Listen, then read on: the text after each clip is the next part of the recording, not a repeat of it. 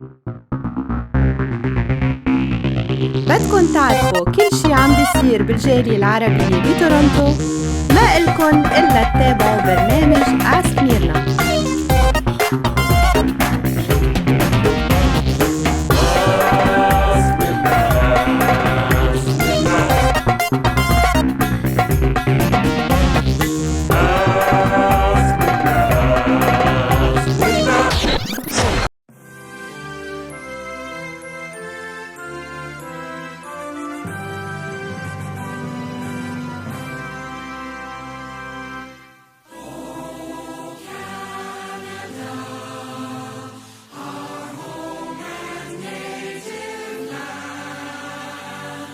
True patriot love in all our sons command. With glowing hearts we see thee rise, the true north, strong and free. From far and wide, oh Canada, we stand on guard for thee. God, keep our land glorious and free. Oh Canada, we stand on guard for thee. Oh Canada, we stand on guard for thee.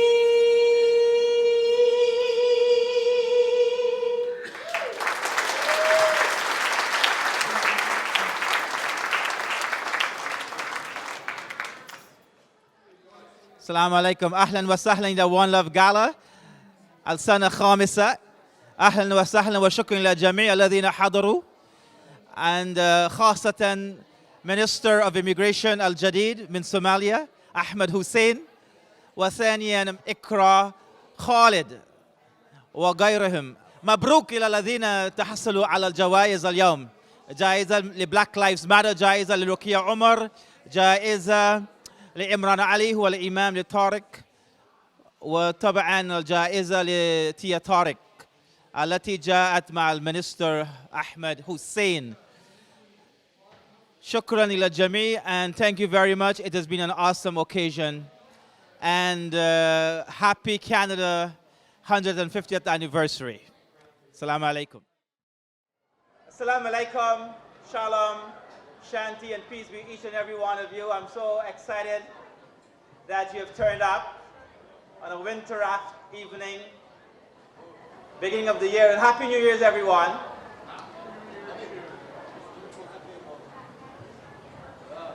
You hearing me? So I'm going to be brief. I would like to thank each and every one of you, especially our volunteers,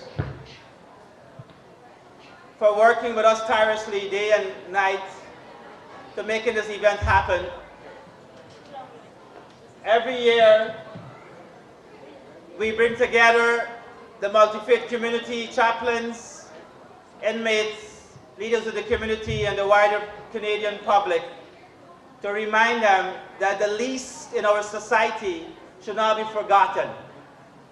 And those who are incarcerated, they deserve our non-judgment, compassion, and the necessary tools and skills for reintegration. Just like we ourselves in our own lives may have faced difficulties and traumas, and we also required people to help us to move on in our lives. So that's why I would like to thank all of you, because this is not a gala that people generally support, given the stigma of those who are incarcerated and prison. But we're Canadians. We're not Americans. Canadians give a second chance to those who are imprisoned. Americans still have, and Brianne Swan, our keynote speaker, will talk about that, they still have the needle and the electric chair and the death penalty. And secondly, when the Harper government wanted to destroy diversity chaplaincy 5 years ago, diversity chaplains in Canada, in all communities, and inmates and others, and myself being one of them, we stood together and we rallied thousands and thousands of signatures to the Harper government to remind them that we have to have it, and today we have it. And last year, Prime Minister Justin Trudeau sent us an amazing statement to congratulate us for the work that we do as chaplains.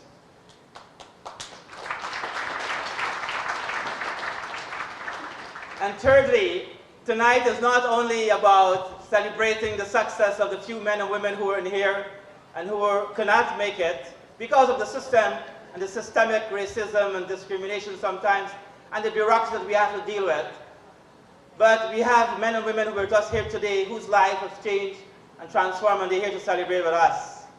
But I would like to add that the 150 hashtag 150 hashtag One Love 150, by the way, is from Snapchat. We have a geo filter, and the hashtag is One Love 150.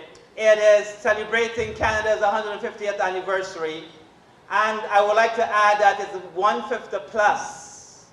Because before us, the First Nations were here, and they have always been here. I tried my very best to bring one of my friends, an elder from Hamilton, to do the smudging and the opening ceremony, but he had a prior commitment. But my co-chair, who's now enjoying life in Mexico, he is of First Nations background, and my other volunteer and the face of the One Love Gala for the last 5 years, Ahmed Habhab, he is in Lebanon. He just left on a plane today. But I have amazing volunteers with me, and I would like to call on them, and then after that I will introduce the MCs. So the volunteers who have helped me, Ashina Rickman, Sherry, Mirza, Habib, please come on the stage quickly if you can. Anila Jadunandan, where's Anila? And Adar Abdulkader, she came all the way from Ottawa. I met her in Vancouver last year at Simon Fraser University, and since then she promised to volunteer, and whatever you see on the screens and everything else, she's been an amazing volunteer. We're glad to be here tonight with my friend Imam Habib Ali and of course Imam Shakir, and our presence here is just a gesture. The real work happens every day when we're needed, and when we need him. He's there for the community, for people who don't have access to spiritual care, people who don't get the attention and don't get their voice to be heard. It is people like Imam Habib and Imam Shakir and the likes who are contributing to this event that give them the attention and give them the love. That's why it's called One Love. Is that One Love? So one God, one love, one people. Thank you. Assalamu alaikum. But chaplains play a major role, and they are very essential. They are actually dealing with the 95% of our religion, which is outside the mosque. In the public institutions, hospitals, universities, they are there. There is a need for spiritual, upliftment for people who are, outside the mosque, who don't go to places, like our mosques and centers. The chaplains, they make it easy and they create comfort zones for those who are far or remote areas, and they play a big role. My name is Brianne Swan, and I am the Community Pioneer Minister with the Living Presence Ministry out of the United Church of Canada. And I was invited to speak here at the One Love Gala celebrating prison chaplaincy across the country, speaking about my involvement with death row inmates in Texas, and particularly my relationship with Romero Gonzalez. I've been a friend of Romero's for about 3 years. I have gone to visit him in Texas and will be one of his 5 witnesses if and when his execution finally goes through. But basically, I spoke about the power of relationship, how it brings out the best of each party because it doesn't only move one way, and the amazing work that chaplains do in raising up our most vulnerable people in our society, giving them hope, guidance, and an ear to listen, and showing that they're not just a product of the worst thing they've ever done, but are more than that, and that they can lead a better life once they are out of prison and rejoin society. The soul whose hollow, when we bear the outcast home, then our light will rise from darkness, and our healing swiftly come. When we feed the soul whose hollow, when we bear the outcast home, then our light will rise from darkness, and our healing swiftly come. When we feed the soul whose hollow, when we bear the outcast home, then our light will rise from darkness, and our healing swiftly come. Secondly, I'd also like to acknowledge the previous presence of some of my federal colleagues, including MP Ikra Khalid, who I used to sit on the Justice and Human Rights Committee in Parliament, and who I got to know very well over the last year. I also want to acknowledge the presence of other faith leaders in our midst, and to thank them for joining us tonight. I know that we're living in interesting times, but I also want to highlight the fact that it is only in a place like Canada where someone can come here at the age of 16 as a refugee from Somalia, settle in Canada through the generosity of Canadians, use community services to get ahead, work hard, get an education, get elected by Canadians, and finally be the Minister of Immigration, Refugees and Citizenship. And I think that says a lot about Canada. And end up being trusted by the Prime Minister to run the very department that I was once a client of many, many years ago. I think that is really a credit to Canada. The second thing I want to say is that the struggle for equality and for progress and for the reintegration of our young people continues. For example, one of the statistics that really startled me when I got to Ottawa is that between 2003 to 2013, the number of black males in federal prisons rose by 80%. That tells you that the struggle to eliminate these root causes of having our young people end up on the wrong side of the criminal justice system, that struggle is continuing. And in my previous capacity as a lawyer, as a community advocate, as a human rights activist, as a regular citizen, I bring those experiences to the job, and you can count on the fact that I'll continue to raise those issues in my new role in Cabinet. So, once again, I want to thank all of you for supporting this very important initiative. I also want to end on a very interesting note. We live in interesting times. There are countries that are looking inward and rejecting ideas, rejecting newcomers and so on. But I'm heartened by the fact that our Prime Minister came out very strongly today with a message that said that Canada values diversity, that diversity is our strength, and that we will continue to offer protection and sanctuary to everyone, despite their religious beliefs. I think that is something to be celebrated.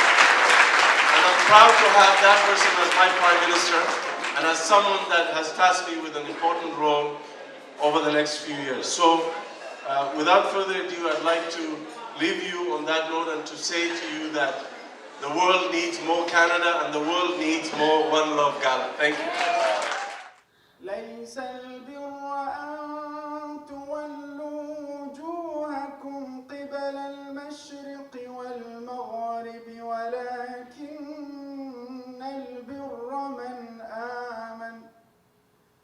ولكن البر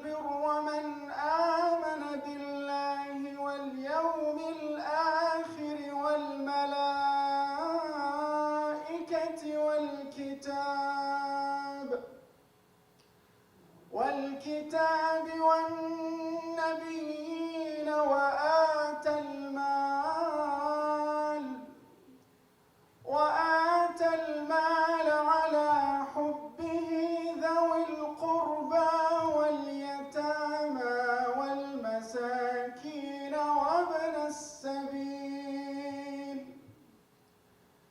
Hello, my name is Ikra Khalid, and it's an honor and a privilege to be here at the One Love Gala. You know, looking at all of this diversity and vibrant community here together in one room for such a great cause, it really humbles me and it makes me proud. This is what Canada looks like, and I'm very, very proud to be Canadian. Thank you very much. Good evening, everybody. Aww, I couldn't hear you guys over here. Can we try it one more time? Good evening, everybody. That is phenomenal. Well, I want to start by first off thanking all of you for having me here today. It's an honor and a privilege to share my thoughts with you on this, on what we're doing here today, raising awareness. First off, before we do anything else, is to thank our volunteers, without whom none of this is possible. The hours that they dedicate to building community, it's something that we all need. Can we have a round of applause for our volunteers today?